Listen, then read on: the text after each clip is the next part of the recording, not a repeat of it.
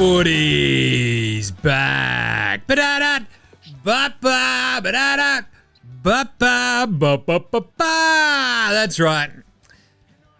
That sound can only mean one thing. Footy is back. This is Footy Unfilterated. They call me Tropical Jim because Footy's back and so am I. Back in the freezing cold of a Melbourne winter. Welcome. Yes. Yeah, it's great to be home. Really We've great. got jackets. You'll need them. I'm just super stoked. Just, not being 23 degrees every day, seeing sea turtles, jumping into the pool, throwing squids around. Anyway, the really cool thing as well is heading into this episode, with me on the other side of this here screen is everyone's favourite only winner of the program today, because his team actually had their first win in, I think, 87 years. It's Jez. Jez, what's going on? Ooh. Jim, I've just put my clothes back on. I have been doing nude laps ever since the siren went on Sunday. I did say I'd stop at 1, but, I'm so excited that, How good's footy, Jim? How good is it? I didn't even notice that it was 846,000 days since we won a game or a final or anything. It's been 2 days since we won a game. Woo! Go Bombers. No longer on the bottom of the ladder as well, so we'll get to that in a second. Yeah. But round 19 is done. Footy is fully back. We're almost at the final stage, which is really back, I guess. Jeepers. But we are going to wrap up round 19 for you. We've got the weekly awards. We'll fly through those and a couple of quick yeah-nahs, as well as our round 20 preview and picks. It's the full-blown Chockers show, so let's just bloody well get into it.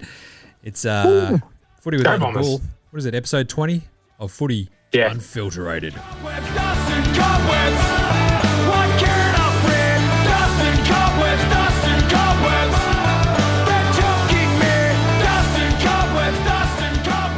Oh, man, need to dust out some dust and cobwebs out of the house. I'll tell you what, on top of that, we had 5-6 hours of no power today. Good times. That's rough. Great memories. But, I mean, congrats to the singer of the band you just heard as well. What did he do, a half marathon over the weekend, I think? I don't know, he just pops up every so often and suddenly he's wearing running gear and I'm like, oh, he probably went for a big run, didn't he, all that, Gaz? Yeah, good on him. Turned out to be a very, very big run. Nice. Good on him. Very proud of him. Anyway, we've got some big news in the world of footy this week, Jez. Do we? There's always big news in the world of footy each week. It's a big week in footy. Even when there's not. But we've actually got some really big ones. Real big ones. Because as predicted on this year's show last week, Ken Hinkley is going to be your Tassie Devils inaugural head football coach, which is pretty cool. The Camperdown Ken vibes seem to have won the day over weirdly arrogant Bucks who enjoys kicking his dog. So, yeah, no surprises there, I guess. Then Nathan Buckley came out and go, yeah, look, I was really pretty set on that one, so I don't really want to put my hat in the ring for Carlton or Essendon. And everyone went, oh, geez, Bucks, yeah, that sounds legit, as if, the fact that we don't want you anyway. But, thanks. You couldn't get Tassie. It's like, breaking up with the, it's like, oh, yeah, I probably wouldn't want to, hook up with Sydney Sweeney at all. And Sydney Sweeney's like, who? What? Yeah, nah. So, bit of that. Yeah, we're no rebound, thanks, Bucks. We're no rebound.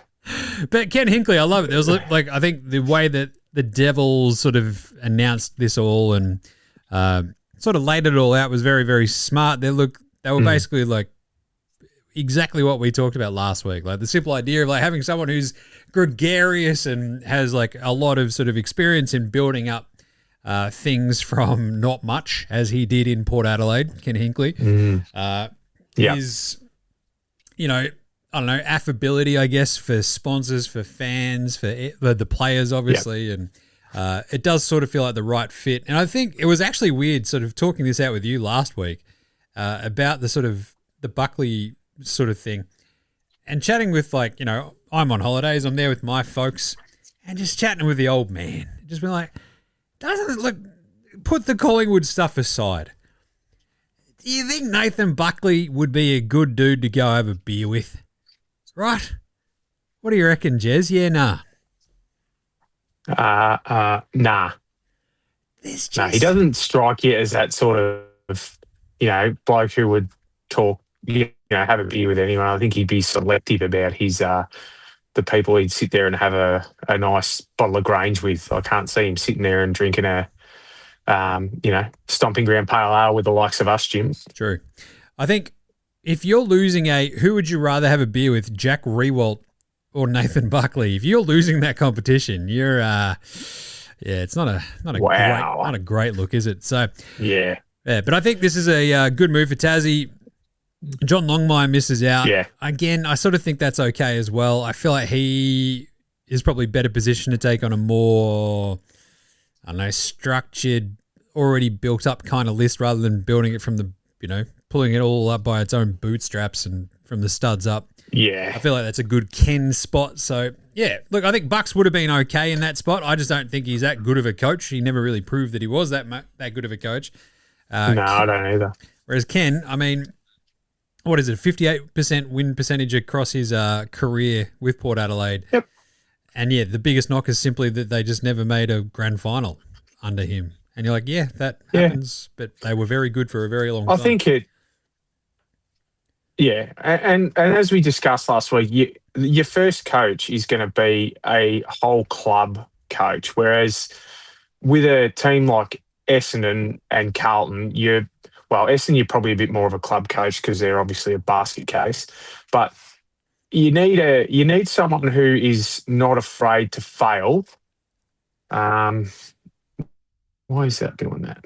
Not afraid to fail because that's what they're realistically, that's going to be what happens for the next 3-4 years. So what I think, and the media obviously are the big ones here that miss the point of the type of coach you need. You don't need that win now mentality because you're not going to win now. No matter how well you build the list, you're going to win down the track if you get the first part right. And I think Ken, he's likable. Like you listen to him on the commentary, you watch him in his press conferences when he was coach. Even now when he's cheeky, he's got that bit of, larrikin about him. And I think that endears him, especially to the Tassie people, because they're a hard bunch. And you've still got two sides of Tasmania. You've got the north and the south who still don't like each other. So he's got a massive job to unite them and get them around the footy club, which I think if anything's going to do it, it's going to be footy. Yep. So, as they've been spruiking, mate, Ken Oath, have they made the right job? Right decision? Ken Oath. I'm on board. The right bloke. I think the cool, like he has sort of laid out, look, this is the sort of fun stuff where you get to go and be like, part of the inaugural sort of team, and how cool it is that in 100 years you'll be there as like, part of the start of it all. And that's pretty neat. And I think the biggest thing that people don't sort of like pay attention to too much, I think, is just Tassie goes absolutely ham for their sporting teams, right? Like the Jack Jumpers, you can't buy a ticket. Like it's like it's absolutely crazy, frothing to trying to get to a game against for the Jackies down there in Tassie, and it's just super duper hard. So they're treated like deities down there because it's like there's not a giant amount else sort of going on, and they froth it. So that's really cool. So I love that. I love that for Ken. Love it for the Devils. Very smart. I did enjoy it for footy. The Brendan Gale takeover of their socials over the weekend. That was good. Very funny as well. So didn't mind that. Otherwise, other bits and bobs of news. Bobby Hill. Fare thee well, I guess. One of my great wins actually was the Bobby Hill Norm Smith medal call. So pretty happy with that one at the time.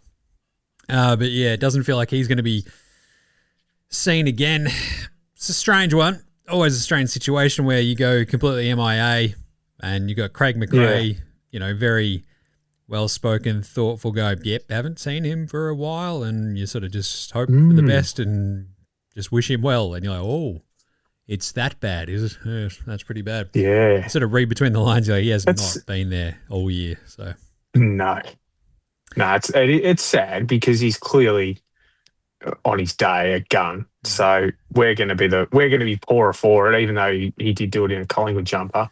We're going to be poorer for it, not seeing the Bobby Hill at his best. I hope he does make a comeback to footy and whatever it is that's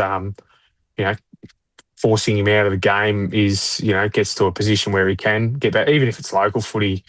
You hate to see people lost to the game fully, especially someone as talented as him. So all the best, Bobby. Fare thee well. Fare thee well. We got a couple of fines for staging over the weekend, which is pretty funny, including my beloved Patrick Cripps. That was a bit of a flop. Yeah. We also got another one. I can't remember who that was actually off the top of my head, but we got Lockie Ash. I think it was Norton. Yeah, the Lockie Ash one, I came across this just as I was sort of getting ready to come on, and he's been fined $5,000 for umpire abuse, where they've actually upped it from the abusive language to the next level because it was directed at a female umpire. Jeez. That's what the article I read off Seven News' website said, which I'm a little bit torn on, Jim, because whilst I understand the need for, I've got to be careful about the way I say this, for us to, respect women and umpires and female umpires at levels below the AFL, I don't believe that Lockie Ash was going off at her any harder because she's a woman.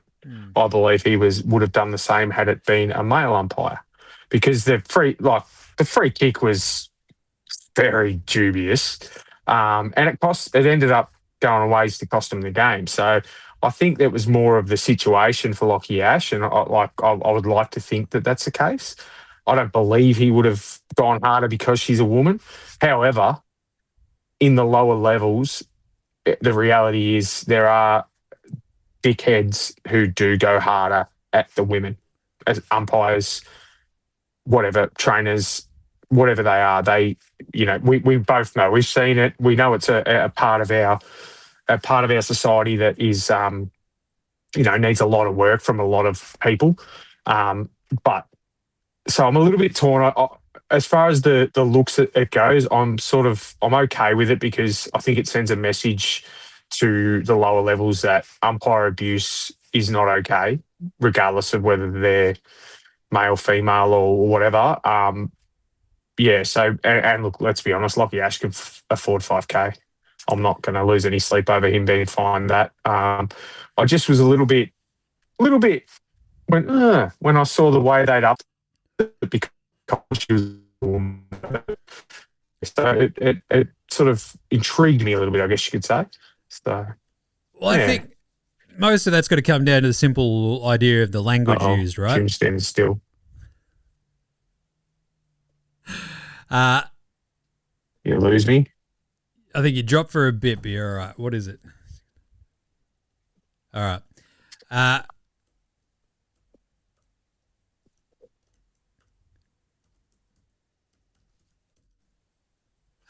So I think here we are. Most of it's all simply going to come down, I think, Jez, right, to whether or not the language was gender-based, right? Like if there's something sort of that is specific to that umpire, then it's upgraded to misconduct rather than just the sort of usual abuse. So you got to figure that some word has been used in there that he probably should not have used. And when it is sort of targeted and directed, I'm actually fine with them throwing a bigger fine at you. So that's and look, if that is the case, I think they probably need to say that. Because the article I read was purely because it was directed at a woman. And again, I don't actually have an issue with that. I just found that it's been reported, I guess, because it sort of seems like, you can yell and scream at an umpire, but if it's a female, you have to. You have to be a bit quieter about it or something like that, which, as I said, it's something that's a little bit of a grey area, and probably I'm on the okay side for it anyway. Obviously, given what's some of the other news that's been in the media about domestic violence and whatnot, I think we should probably leave that one alone, Jim, because I don't think there's any need for us to go over that one. Yeah, I think it's obviously domestic violence is no good. It's so pretty. I guess we can probably leave it at that. But yeah, so if it's targeted abuse towards an umpire based on something about them, look, I'm fine with it being upgraded. And again, to use a phrase, protected species that is a bit hot in the streets right now. To be fair, this is a really good way of stamping out like umpire abuse. Just keep finding him. Simple as that. Same goes for staging. Keep finding him. Very simple. Yep. It's like one of the things, soccer can be fixed that way. Basketball can be fixed with flopping. Just keep finding him, Jez. Very easy. Right. Yep. Other stuff. We got some reports. Fogarty, he got 3 weeks for his hit. That was a pretty tough one because it concussed Harry Cunningham. So probably tracks, I reckon. Yeah. You had Liam Baker as well out for a week. Yeah, with I think so. Rainer hit. And yeah, that was fair enough too. Yeah. And I think there was just a bunch of other there was a bunch of other fines, and that was kind of it. So the big ones are the injuries this week. Jeez. Bit of a tough one. Max Holmes, his foot went that way and his leg went that way. It was not great. So syndesmosis. Yep. Syndesmosis and a bit of ankle surgery for the Pride of Geelong, which sucks. Also, look, they hadn't been looking great, and he's been fine and very, very good all year. He and Basilenka. This is, not a good spot for Geelong at the moment, I reckon, Jez. Losing him. Just absolute, the little engine that could, just like a class above like the rest of their sort of midfield package apart from Bailey Smith, really. And, you sort of worry about their depth being tested ever more because, they were fine for the tall timber really without Jezza Cameron.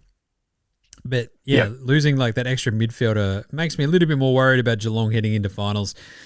They haven't ruled him out for the full final series or anything as well. So we'll sort of see how he goes, but it's not great. I think I heard Chris Scott say today that he could be available if they made it very deep into the finals. So that to me says if they make a grand final, he'll play if he's walking, I suppose. He's unlucky. He's just unlucky. He is. He's a gun too. Yeah, absolutely gun. The one that hurt me the most was Big H. Hooray! That was horrible. Just a sort of a weird, innocuous knee knock, and a little bit of a tear in the meniscus and a bone bruise. And you're like, geez, that's a lot for not much. It seemed like, but the bloke couldn't walk, so that's not good. But they've also not ruled him out for this week, so. We'll see how he goes through the recovery timetable. Having torn both my meniscuses, I couldn't walk properly for about a month due to the swelling. Oof. So, and I'm clearly not a AFL Coleman medalist anymore. Come on. I feel like you're selling yourself short there, Jez. It's like, I'm clearly not as good as, Harry Mackay. It's like, I don't know, aren't you? Just saying. Oh, I did say anymore. We do age and, Essendon just won't return my calls at the moment for some reason. But anyway, we'll move on. I can't see how he plays. If he's torn his meniscus and he's got bone bruising, I don't know if you've done a meniscus, but it feels like you've got a rolled up tea towel behind your leg and basically wedged in there. That's the type of swelling it is, and it's so uncomfortable, and it affects your just walking. Like you feel like your knee's going to give way, even though it's only this tiny little tear. It's a pain in the ass. That's basically what it is. If he plays, maybe it's just a bit of, Josh Fraser's taken a bit of the old Kevin Sheedy approach and it's the Windy Hill flu. Who knows? Yeah, I think it's an interesting one because if GWS hadn't have lost to Essendon and Carlton weren't still with an actual sniff at Yeah. the top 10, then you just go, look, season's done. Pack her up, boys. We're all over. But, yeah, the Blues are still within a bit of a shot, so it's a bit of a strange one. The good news coming out of that one, though, as well, so we'll get to the game wraps in a sec, but the Blues were down 2 of their sort of key cogs with Adam Chera as well, sort of being sat with a hammy. And, yeah, he was all cleared apparently, which is a bit weird considering that he's had nothing but soft tissue injuries sort of non-stop throughout his entire Carlton tenure. And this looked just like another one. Then like, nah, the imaging was all good. I'm like, how many did you go back over it? Did you maybe just do it again? Double check, maybe triple check. Just saying, just have another look. Measured twice, cut once. I think the simple idea, like Chera, Newman, the sort of, even when Blakers is playing for the Blues, there's like a level of class that they sort of just bring, sort of operating around the wings and coming out of defence that just makes a really, really big difference. Yeah. So even if Chera, like I could probably beat him in a foot race at this point, even if he is slower than a draft horse, like you'd sort of just, you kind of still want him out there. So fingers crossed he's okay. Then a bunch of other ones. Sean Manor from Werribee, another tough one for Geelong. A bit of a hammy issue. It doesn't really, like, basically they were rubbing down everybody on that Geelong bench during that game, right? Mark O'Connor, Sean Manor, Holmes goes out after that as well. It was like sort of a non-stop sort of train. I'm pretty sure I saw Billy Brownless getting rubbed down while he was putting away half a dozen dim sims. So they were really getting into him down there. Barry Stoneham rocks up and goes, come on, me next. So Toby Green. Doug Wade. Toby Green is out for a few weeks as well. Really, that sucks as well. Really weird one too. So he misses the Derby this week. Or is it a Derby? I can never remember which one's the Derby and which one's the Derby. But rough one for GWS. Doubly Derby, rough. Derby. They've just lost to Essendon, but yeah, not great. Daniel Turner, Disco, he's out for a month as well. Jaeger Amira's out for a couple of weeks. Xavier Dersma's done for the season. Harry Cunningham, obviously, had the concussion from the fog hit. Jacob Hopper is done for the season. Nate Caddy, he survived a bit of a heart flutter, which was a bit of a weird one, wasn't it, Jess? He's just got a heart so big and he was giving so much for his team that it nearly exploded. So they just had to calm him down and, bucket of hot water over him. Bucket of cold water over him and just, it's all right, mate, calm down. Just chill, bro. Just chill. Have your oat and chaff and back in your stable. Love it. It was a bit odd, and it looked like he copped a elbow to the chest, but it's thankfully he's looks like he's probably going to be good to go next week. So nice. Not that it really matters. And Max King might be back for the Saints. So having had like a little bit of a I don't know. They need him. They desperately sort of need a few reinforcements to the Saints. So that's pretty good, I guess. It'd be kind of nice. They need a target. Yep. All right, quickly. Yeah. The round 19 game wraps. Last Thursday, the Cats got by the Saints down at Taxpayer Stadium, 102-75. Again, it feels like about a million years ago that this game actually happened. But the Cats, despite like losing bodies left, right, and centre, it was like in a fitting tribute to Lionel Messi. You had Brian Myers back out there in his return, carving him up and going absolutely off his head, just to prove to Jared Waitley that yes, he is, as Waitley rightly pointed out, reportedly, the Lionel Messi of the AFL. They were so good. The Cats look so good, and then Holmes goes down. And you're like, jeez, but they just blanketed the Saints. The Saints just couldn't move the ball. It felt like, and Naz as well held, and it's the Oisin Mullen experience every time you play the Cats, and yeah, it was a bit of a sort of a much needed sort of Cats settling of the ship more than anything, right? Like, so good win, you'll take it, and sort of hope that you can sort of cruise to the end of the season and stay within like spitting distance of that top little bit, because they're in 9th at the moment now, the Cats still. Because of the Pies have got the draw, so they're sneakily just ahead of them. But I think still there within like a game of 7 and only 2 games out of the top 4. So Interesting sledding here for Geelong. They got a pretty decent run home, but yeah, a bit of a weird one. Whereas the Saints would have been handy to win that, but they didn't. Friday, we had Sydney Adelaide. This game was an absolute belter because it bucketed down at the SCG, Jez. Chaos. Oh, yeah. It was absolutely flogging down. And I did not see this one coming. I think this is close to almost as big of an upset as, maybe not quite, but as GWS beating Freo. I thought Sydney were, this was going to be an easier win, but the Crows, they're just hanging on to top four, aren't they? Like they're doing everything they can to miss out, but then they just do enough to stay in there. So it was a cracker. By the time the Swans took control again in the third quarter, because they were down plenty in the first half, you're like, what is going on? And they sort of settled again. The Crom didn't kick a goal in the third quarter. And you're like, there they are. But then they kicked 5 in the fourth quarter and ran away with the game. It's like that's probably how you should do it, I guess. If you're the Crom, you had Fogg kicking absolutely everything. Like Rankin was absolutely magnificent in this game. Dawson didn't actually do too much against his old team. Like didn't really. I don't know. It's always weird in the wet games, right? It's like really hard to sort of exert your control in a really meaningful way, be really efficient and do all that sort of stuff. But it's sort of like one of those games where you look at him and go, ooh, I was kind of hoping for a little bit more, but still, Rankin was awesome. Peatling and Saligo as well doing really, really good stuff. And this was an absolute like, oh, no, guys, we're pretty good kind of win from the Crom. Yeah, exactly. It just, I think that's the Adelaide that they can be, and all the other stuff like losing to the power and stuff like that is just them not quite.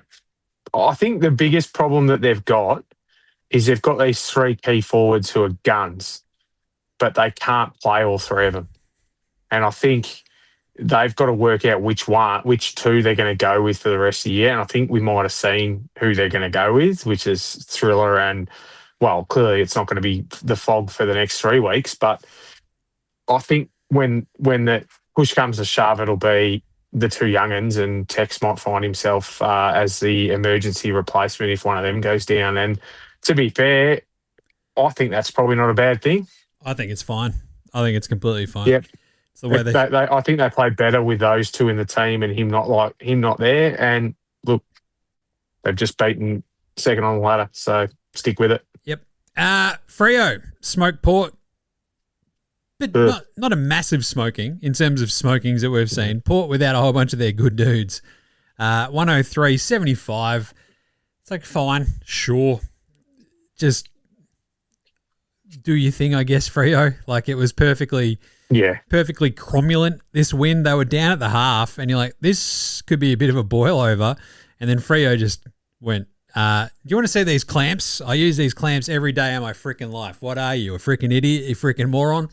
They then kicked 3 goals the rest of the game, whereas Freo kicked 9.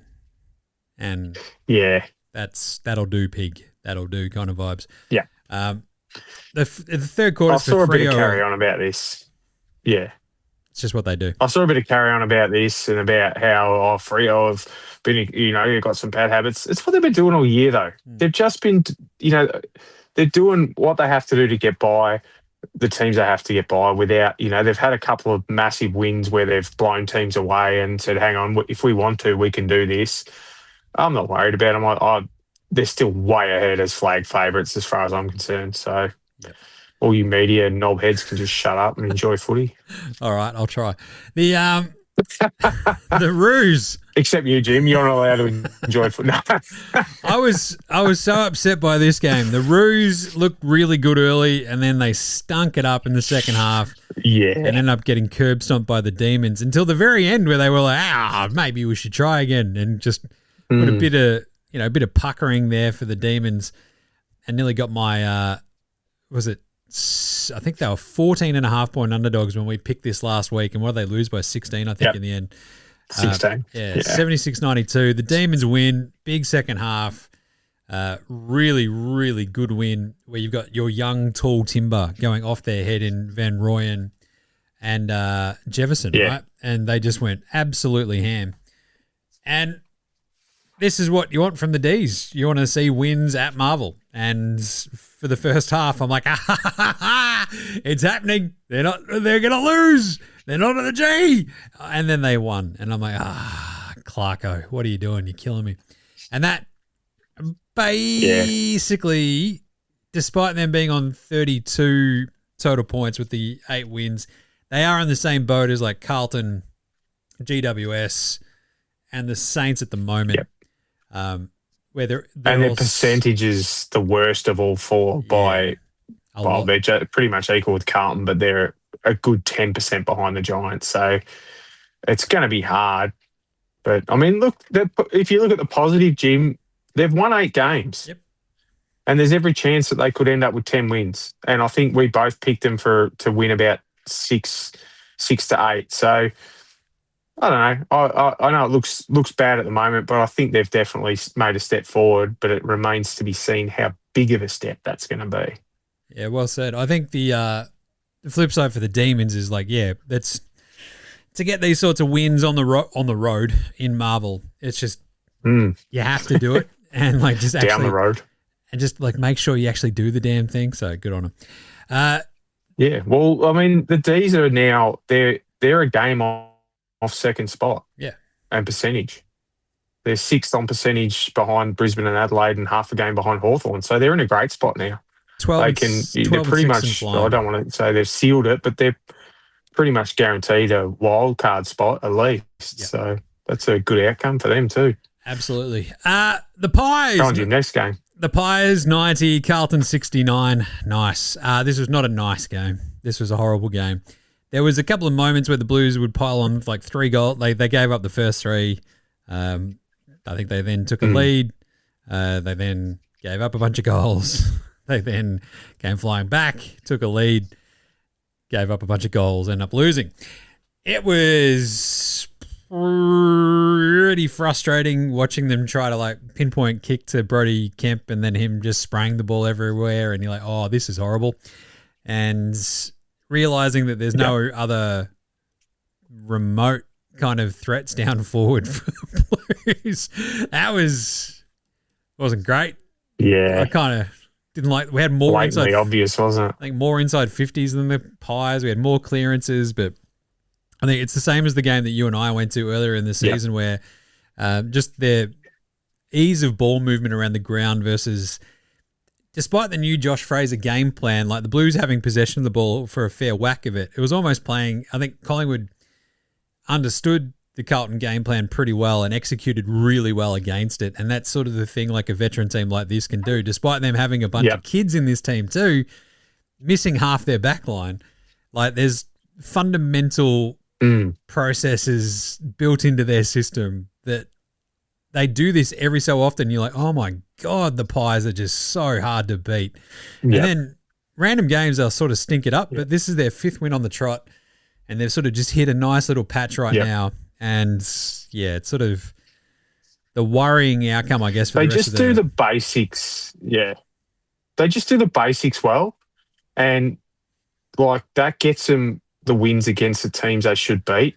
It's the teams that put the pressure on them and their game style that they tend to crumble against because of, where they're at. But and as you said, I've watched them twice live and they beat your Blues the first time when you and I went, and then I watched them on the King's birthday, the big freeze. And even though they lost that game, the possession and the pressure that Melbourne put on them, really, they couldn't cope with it. But when they had the game on their terms, they just do the basics well.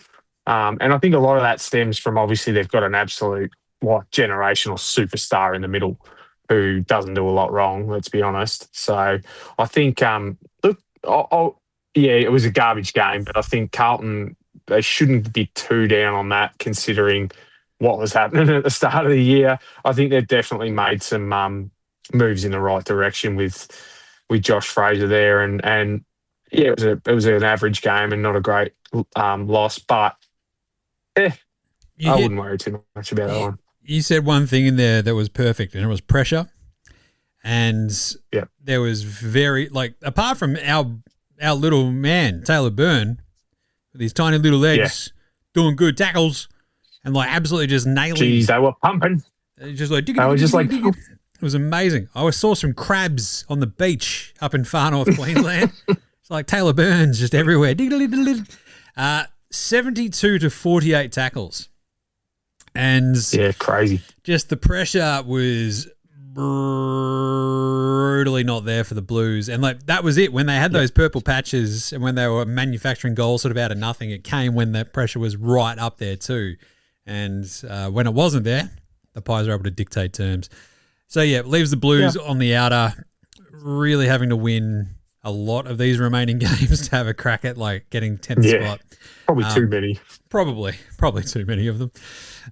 What are you going to do? You get that on the big jobs. But still, West Coast also 69. Brisbane 93. Flip it and reverse it almost. This was a weird game as well because the Eagles had the going of it for a big chunk of this. They were up at half time. Harley Reid, though, pinged his ankle. He was getting cheers every time he sort of went back out and sort of anywhere near the field and then slipped over on the bench. It was chaos. Oh, that was horrible. It was pretty funny. He did not look happy. He looked like he wanted to just fend off the first person that come near him. He chucked a wobbly. It could have been the coach would have copped it. Chucked a wobbly at the bench. It's like, mate, it's the ground. What are you doing? Have you walked much? Just take a step. Oh. That's all it needs. But anyway, this was just clinical Brisbane in that second half, though, where they just sort of overran them and stymied the J train, Jakey Waterman, who was running rampant early, and then just put him to the sword. And Kyle Lohman was absolutely everywhere, causing all sorts of havoc. Again, this is 6-goal third quarter. They just went 1-2 Costa Zoo and are up by almost 20. And much like Freo just did what they had to do to get out of it as, with as little damage as possible. Yeah. It was Neil and Ashcroft both had 32. Dunkley was everywhere as well, I remember in that one. So, because I was watching a bunch of this just as Carlton was stinking it up, I'm like, oh, God. So I better switch it over. Yep. Sunday, this one doesn't matter much. Richmond 52, Hawthorn 122. Was it Mitch Lewis who kicked 5? First time he's done that in years, which is fantastic. 5 in the first half. So good. 5 in the first half and then disappeared, tagged out. And I believe it was the Wizard that kicked 5 in the second half. Unbelievable stuff. The Hawks, look, when they do this to bad teams, it is very impressive. And they also do it to good teams sometimes. The question is, can they continue to do it? That's going to be the big thing for them. But a nice little percentage booster at the top of the table. They're now on 118.4 overall, which just edged them ahead of the Lions and the Crom. And that's... Well, they've got the half game... Because of the draw. The half game from the draw as well. Yeah, so that helps them. But obviously, if there's another draw by one of those teams below, it gives them the edge there, which is, it's always handy. The percentage is always handy. Doesn't matter where you're at. Always. Then we had Gold Coast. Absolutely no show that second half against the Dogs. This was, as a Suns fan, it just makes you sad. Aren't you a paid-up member? I am.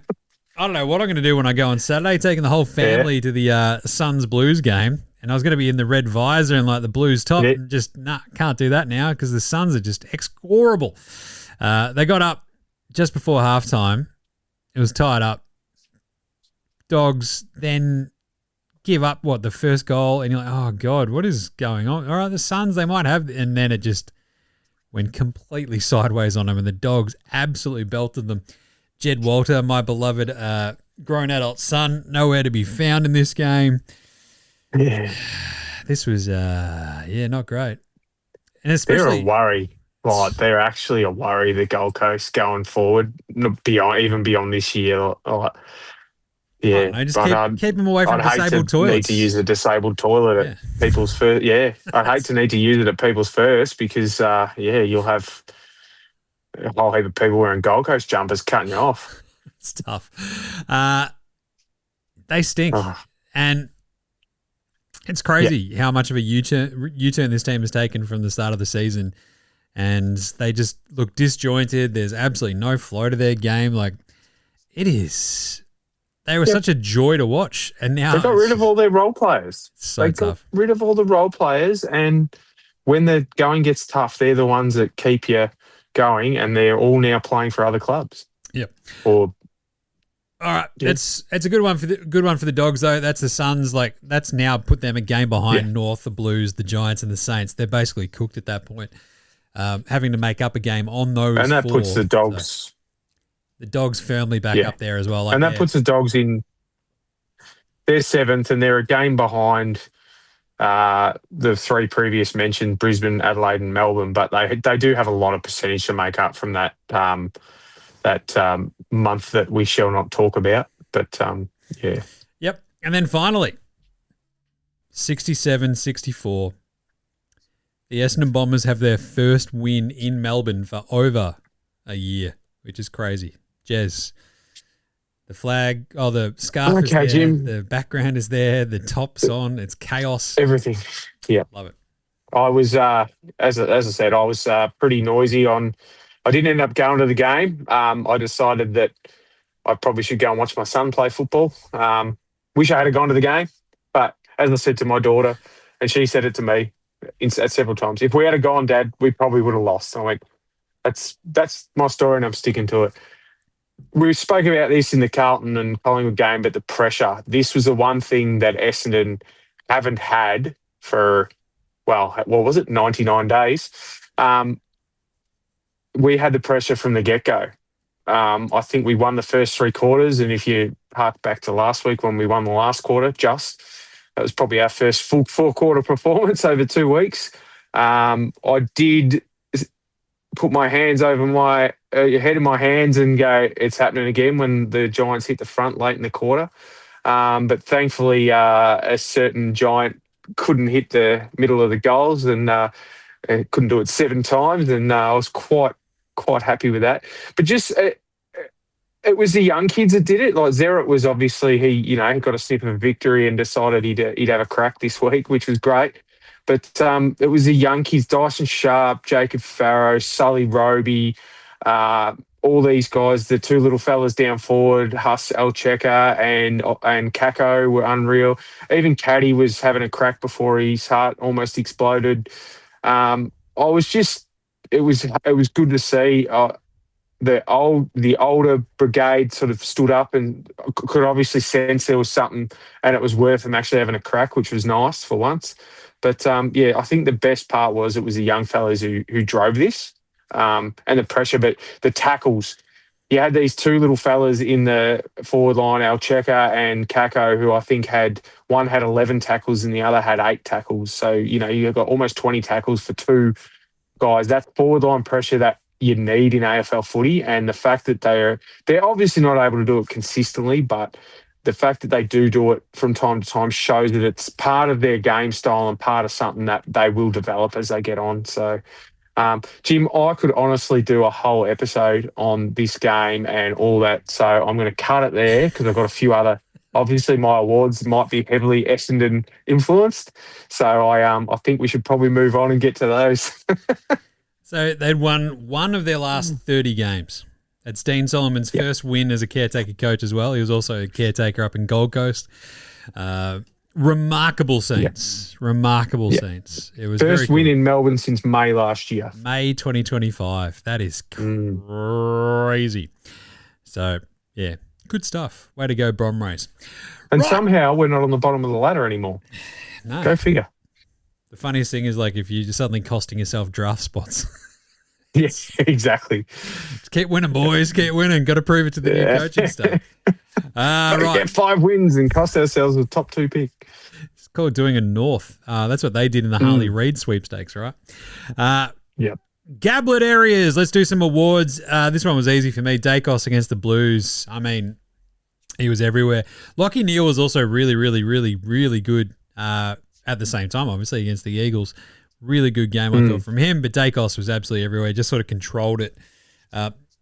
There's sort of like just like this sort of preternatural kind of vibe about how sometimes he'll just sort of spin out of something and then boom, it's like a pinpoint pass inside 50, and suddenly it's like Membry on the end of it, and you're like, oh, God, I hate Membry. God, I hate the day guy, but God, that was good. So yeah, Dacos gets it for me. How about you, Jez? Yeah. Oh, I gotta go with Zeret.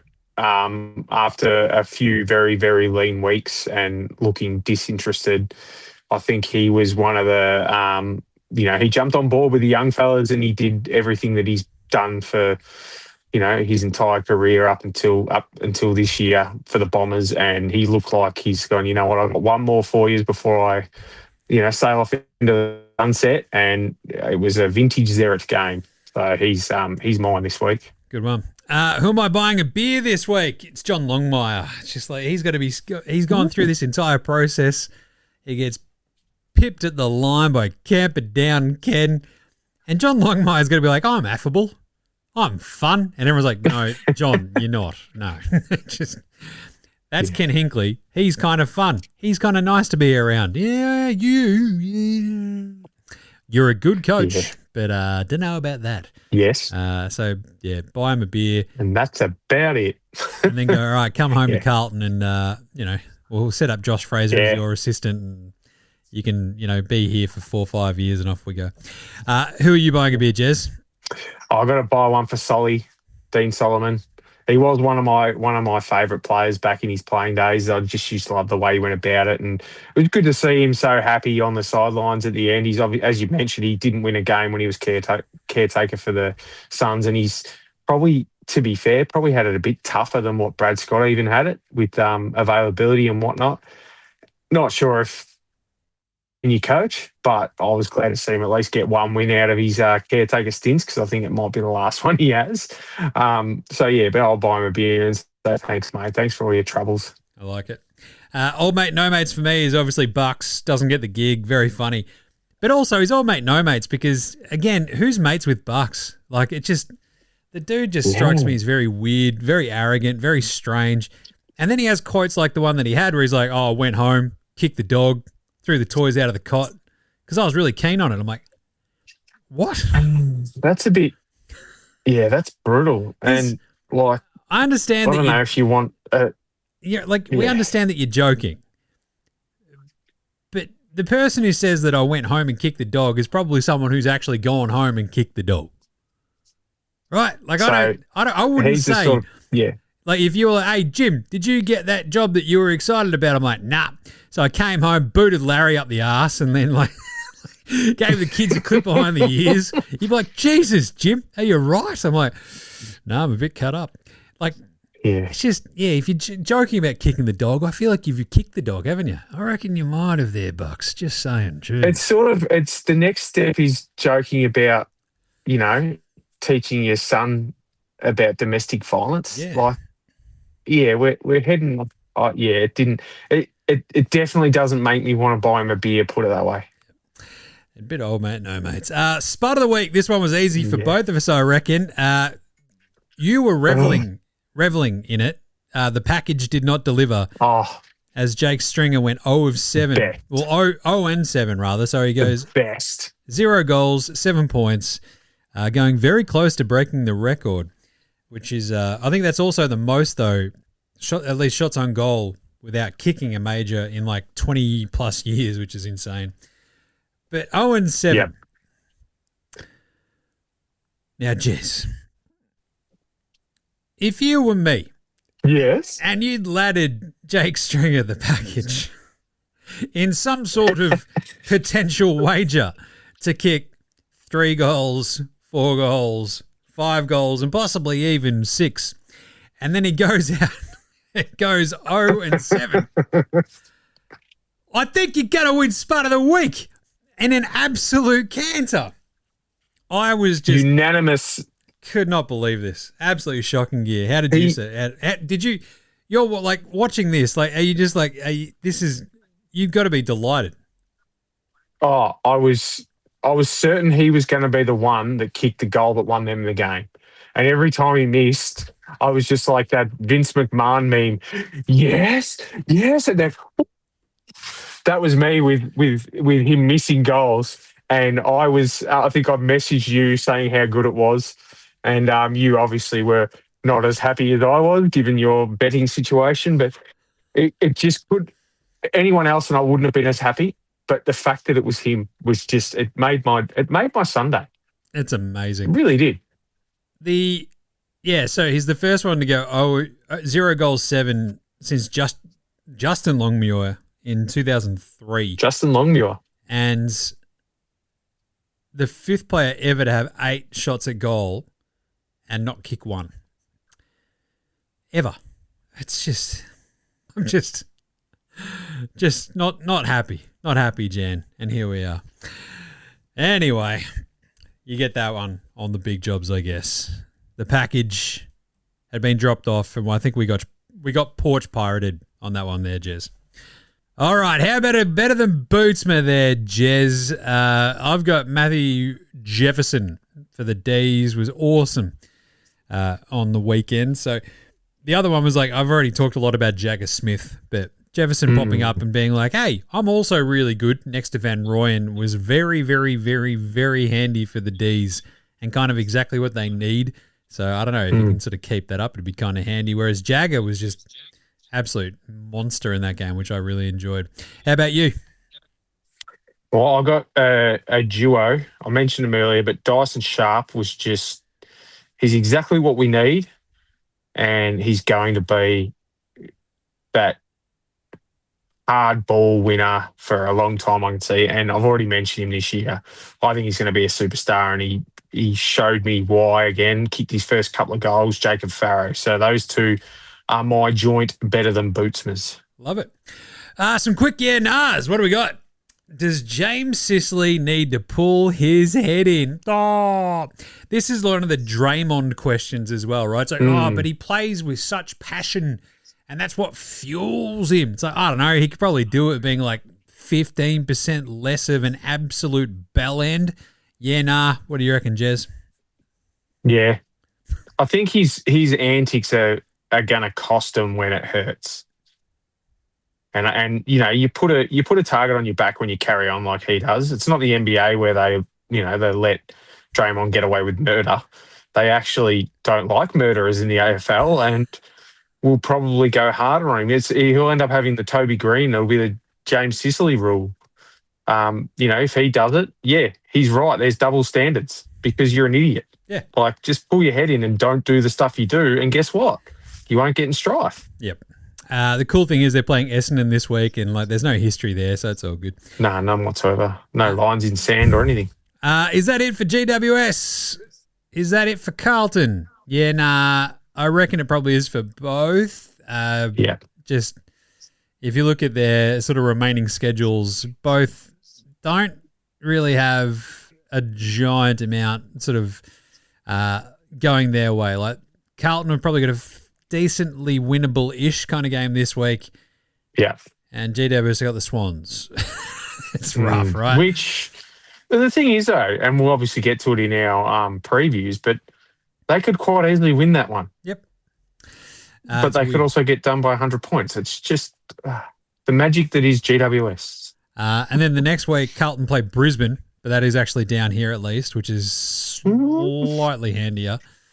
Stranger things have happened. They have, but not at Marvel. Then I think GWS go to Adelaide Oval to take on Port. Yeah. Ooh. Not exactly easy at the moment. I mean, they're playing Spirited. Then we've got Carlton playing at Marvel against St Kilda, which is always just a bugaboo team. At Marvel especially, it's just never a good time. And GWS go for the Expansion Cup in, I want to say Canberra, I think that is. Again, not exactly an easy one, but winnable. Yeah, it's a tough one. Then they've got the Eagles the week after, and then the Blues have got the Dogs, who they've already beaten this year, but I don't know. And then Carlton have got Freo in the last round, and GWS have got the Crom in Adelaide. So I kind of feel like both of them don't have too many wins left on that schedule. There might be one or two sort of floating around.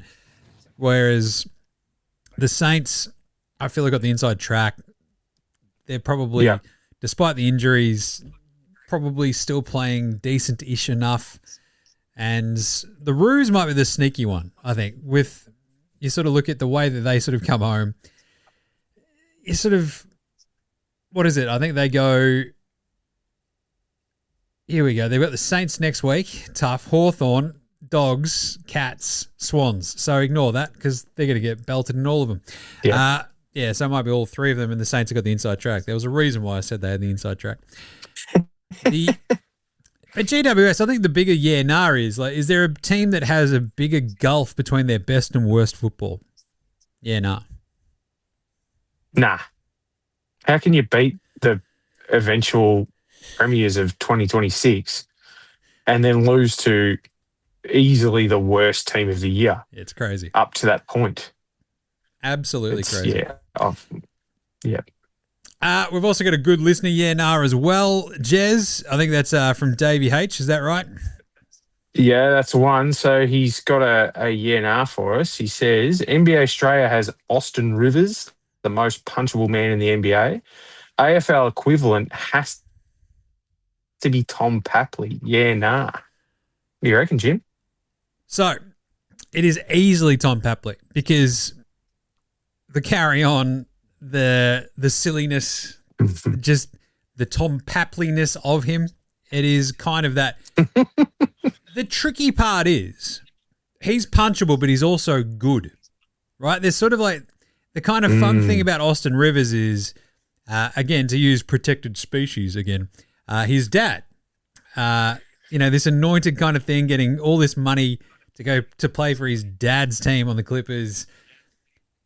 Wildly punchable because he's got the mouth, but he doesn't quite have the talent to really back it up. Like, he's not actually a star, whereas Papley at least has a really, really good run in him every so often where you're like, ooh, Tom Papley's awesome at footy sometimes, right? So yeah, it's a good one, though. I think it's probably the simple idea, the most punchable, I think it's Papley and a canter, right? Like, I don't think anyone even really comes close.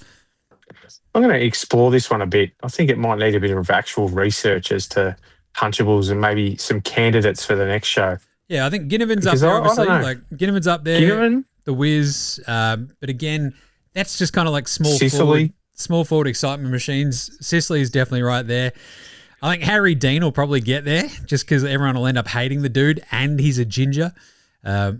But he's got a face that you want to punch, but you might be a bit scared to because he's got that crazy ginger look about him that he could, he doesn't look much, but he'll drop you before you even notice he's done it.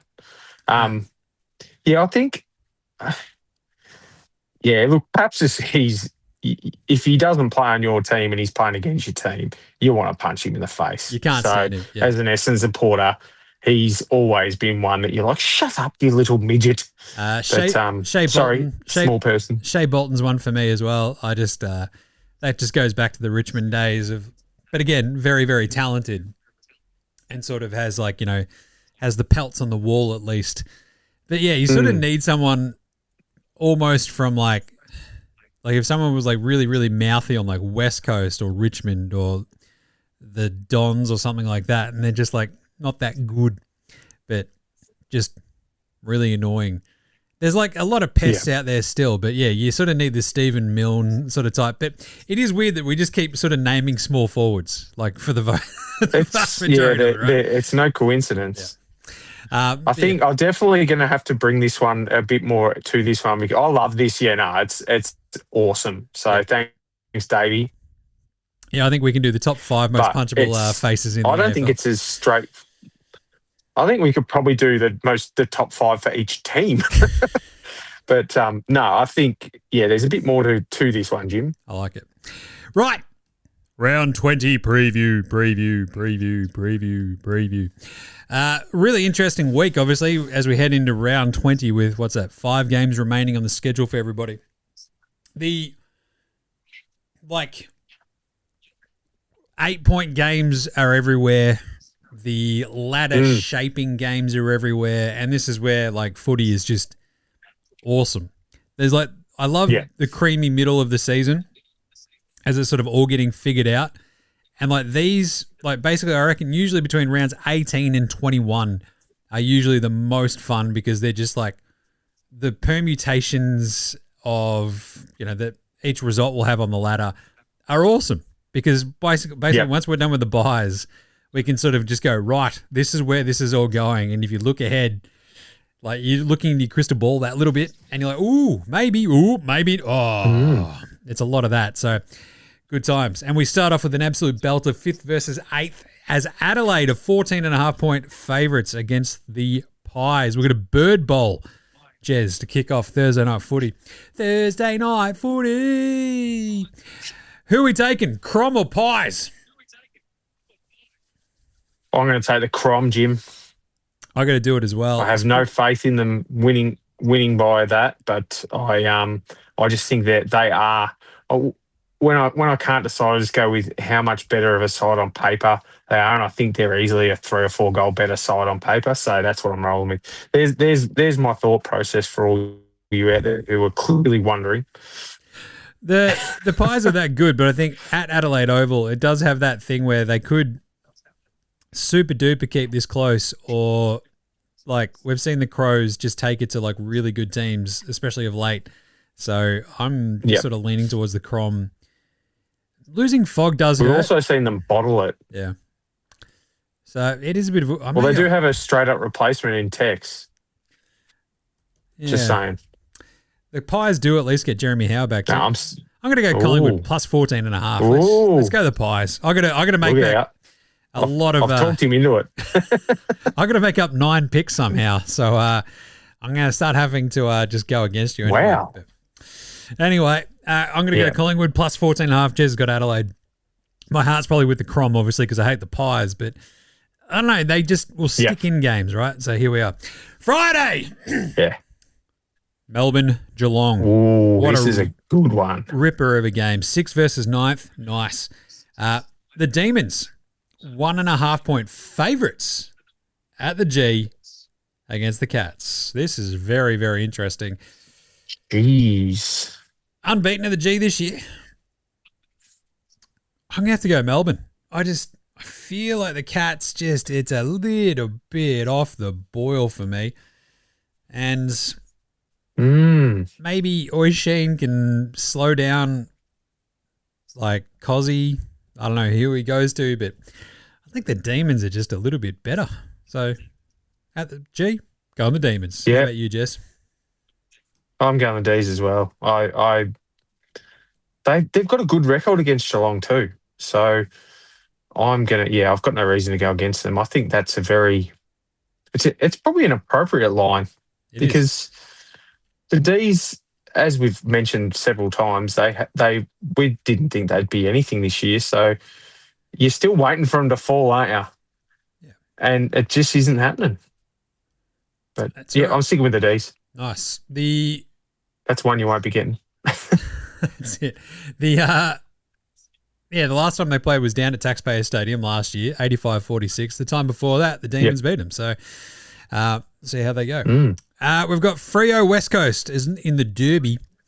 42.5-point favourites against the Eagles. Jeez. These teams are... look, we understand that there's no love lost between those two. There is quite a gulf in talent between 1st and 16th on the ladder, however. So the Dockers belted them 97-41 earlier this year. Belted them last year, 126-77. Belted them the time before that as well, Jess. So I'm just saying, I think I can trust the 42.5 for Freo at home. But I'm going to go with the West Coast Eagles to keep it closer. Let's go. Come on, Eagles. Well, I was actually going to take the Eagles because I think that they're but I'm not. I'm going to take Freo because I want to give you, I'm a generous fella. I want to give you a chance. So this is either going to be a 3 or 4 goal win to Freo because I think they're coasting and I think they know that they need to conserve energy for the tough run home.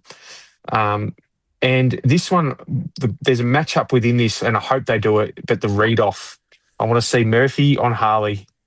I want to see them go head-to-head, and I hope they do it, and I think it's going to be awesome. Love it. Because I love watching both of these two. That's a great call. Absolutely love it. Carlton Gold Coast. I'm taking the entire family of this one, so First game for the youngest squid. It's like 1:05 Saturday, I think, which is a really good time for a game of footy, if you ask me. So I think the Blues are 6.5 point favourites against the Suns, which is fair-ish at Marvel. I think they squeeze out this win. I'm going to go the Blues. Question mark? Yeah, I'm going to use your 28th parallel analogy and go with the Blues. I think Gold Coast are cooked. Something's NQR up there, and I think that the Blues are probably going to have a pretty deep. I think that line's too low, so I'll go with the Blue Baggers. Yeah, I took the. I think I've been to the last two games they've played, both at Marvel. One 2 years ago, the older Squid and I went to, and it was a really good game. The Blues sort of eventually sort of kicked away, and you're like, oh God, thank the Lord for that one. And then last year I went along with a mate of mine and was like, I don't really care if the Blues win this one. I'm just sort of going for the Suns. And then we're sitting there with the Suns cheer squad. It was awesome. And the Blues lost. They were never a hope. It was horrible. It was an absolutely brutal game. They were kicking our heads in, and then the Blues suddenly woke up, and you're like, oh, geez, this would be pretty good if they win. And of course they fell short. But let's go the Blues there. Line in the sand, 53.5 point favourites. The Hawks over your bomb raise there, Jez. Flying high, the Bombers. I think the Hawks beat them by 100. Well, I am flying high on the back of the greatest win of all time on Sunday. So I think we're going to keep it close, because I think the Hawks will put the cue in the rack at halftime when Lewis has kicked 10 and they're 80 points up, and will manage to drag it back. So I'm going to stick with me Bombers with absolutely no evidence to back that up. It's at the G. They're going to get killed. GWS Sydney, the Derby. The Derby? I don't even know which one's which anymore. No, this one's the Derby. The Derby, yes, quite. The Battle of the Bridge, Jim. That's the it. Battle of the Bridge. It's not even it's not the Harbour Bridge either. It's the weird other one, the Anzac Bridge that goes out the other way. Yeah. Yep. Famously, Gold Coast completely gacked. Not Gold Coast. GWS gacked up a huge big game to the Swans. What was that? A elimination final, qualifying final. A couple of years ago. Amazing stuff. Every time this happens. And you have to go Sydney, don't you? I mean, but GWS is just, it's a 10.5 point line. The Giants are underdogs. No Toby Green. I got to go the Swans. Yeah. I can't. Toby Green really is going to hurt for them, because for some reason, this game he loves. And however, I'm going to go for the Giants, because I think anything's possible with this team, and there's every chance they could win by 6 goals, and Cadman could kick 5, or Clary could have 58 touches. Yep. So, yeah, put me down for the Giants. Why not? I've got nothing to lose. Yeah. You're not the one 9 beers down. The 2024 qualifying final was that game. That was just the most ridiculous bottling of it by GWS. I think I remember watching it and going, what the actual? I think the Squid and I were in Brisbane because we're up there for the Carlton Lions elimination final, where we got our heads kicked in that time, and we were watching that at a pub because responsible dad. And he's just like, what is going on? This is amazing. Anyway, then we've got the Dogs Richmond, 41.5 point favourites are the Dogs at Marvel. It's a bit of a weird one. The Dogs against bad teams haven't exactly been smashing them, but they have smashed Richmond pretty handily the last couple of times they've played them. And they play Marvel very well. They do. So 130, and like the Tigers I don't think do at all. So 135-56, 133-42 the last 2 games. 126-71 the time before that. Yeah. I'm going to go the Dogs here. Jez, what about you? Yeah, I'm the same. Tough one for the Tigers. Then Sunday we've got the Lions hosting the Power, 38.5 point favourites. And yeah, you figure that if this was at Adelaide Oval, The line would be a lot shorter, and you'd be tempted to take Port Adelaide, but I am taking Brisbane minus 38.5. I think they curb stomp the power up there in Brisbane. Yeah, I'm going with Brisbane too. I think they'll have this margin tucked away by half time, and then they'll just coast much to the same as what they have done. Yep.